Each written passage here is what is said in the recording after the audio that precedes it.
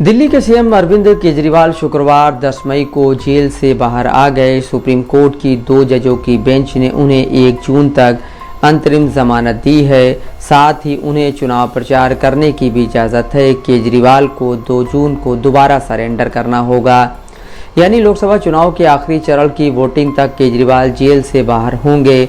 अब तक कई सियासी जानकारों का मानना है कि केजरीवाल की रिहाई से विपक्ष को फ़ायदा मिलेगा, खासकर दिल्ली और पंजाब जैसे राज्यों में जहां आम आदमी पार्टी का मजबूत आधार है। इससे इंडिया गठबंधन भी मजबूत होगा। अभी तक लोकसभा चुनाव के 3 चरणों के लिए वोटिंग हो चुकी है, अभी 4 चरण बाकी हैं। आम आदमी पार्टी के लिए महत्वपूर्ण माने जाने वाले 2 राज्य दिल्ली और पंजाब में अभी मतदान होना है।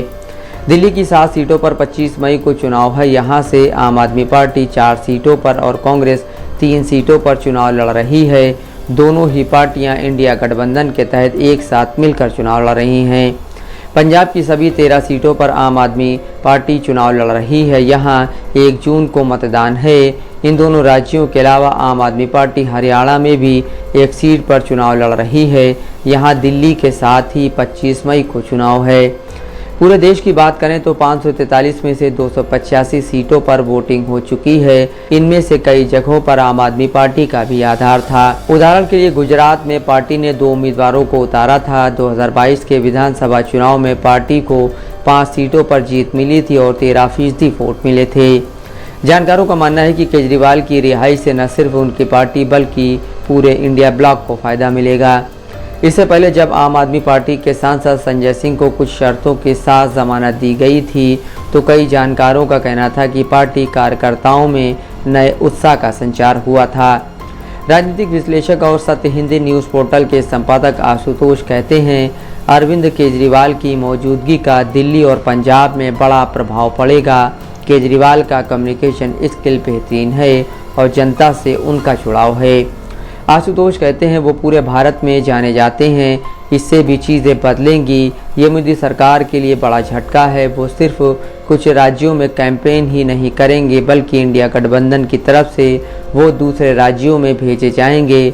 मौजूदा वक्त में मोदी और राहुल गांधी के बाद वो बड़े नेताओं में से एक माने जाते हैं।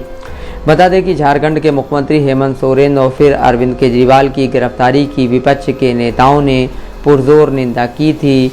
अब केजरीवाल की रिहाई के बाद कुछ विपक्षी नेताओं ने कहा कि इससे इंडिया गठबंधन मजबूत होगा। कथित शराब घोटाले से जुड़े कुछ मामलों में सीबीआई और ईडी दोनों ने आरोपियों को गिरफ्तार किया है। केजरीवाल के मामले में गिरफ्तारी ईडी ने की है। दिल्ली के उपराज्यपाल ने एनआईए को चिट्ठी लिखकर केजरीवाल के खिलाफ जांच के लिए कहा है। उन्होंने आरोप लगाया है कि आम आदमी पार्टी को प्रतिबंधित संगठन सिख फॉर जस्टिस से फंडिंग मिली है।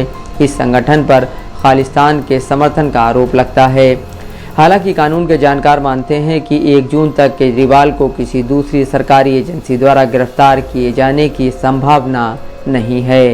मोन्टू राजा, दस्तक लाइव न्यूज़।